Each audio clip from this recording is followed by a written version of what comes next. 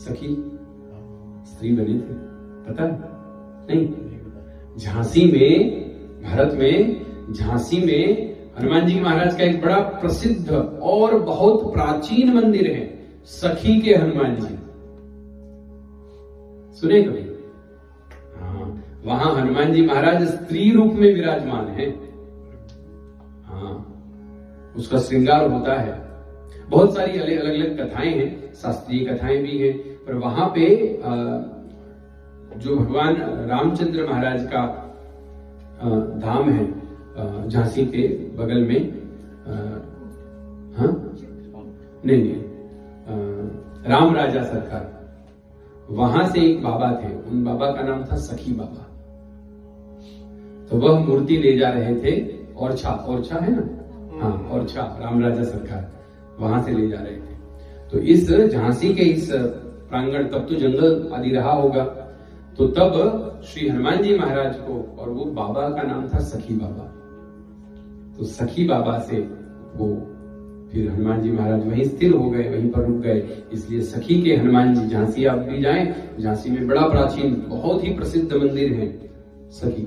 एक बार ऐसा हुआ कि श्री हनुमान जी महाराज को राम जी की नित्य सेवा करने का अवसर मिलता है, ठीक है, रोज भगवान की सेवा करते हैं रामचंद्र महाराज की। युद्ध के बाद की बात है ना, सिया जी और रामचंद्र के पास हनुमान जी रह रहे हैं, हनुमान जी महाराज राम जी और सिया जी की नित्य सेवा करते हैं। पर रात्रि को क्या होता है कि सब सखियां जो होती हैं, जो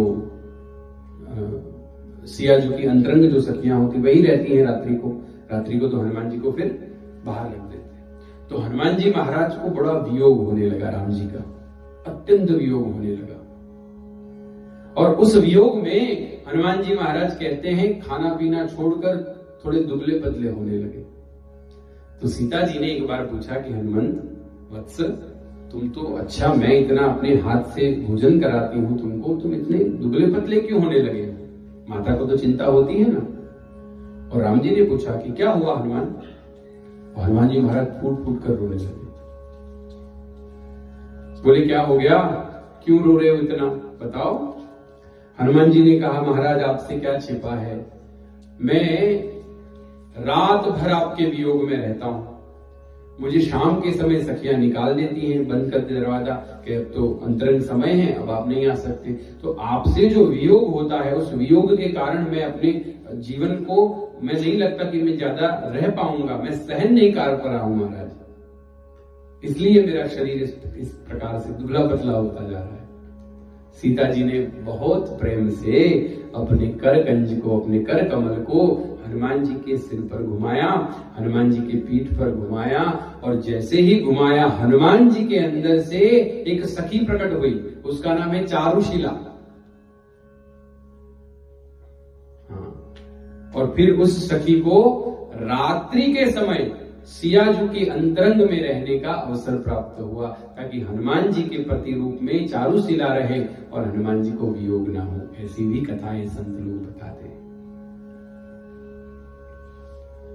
तो सखी के हनुमान जी महाराज वहां पे स्त्री रूप में, कभी जाएं झांसी तो जाना, हनुमान जी महाराज स्त्री रूप में, सखी के हनुमान जी। एक कथा ऐसी भी है, यहां पर आप देखें तो सुंदरकांड में हनुमान जी महाराज को सभी जुगती बताई विभीषण ने।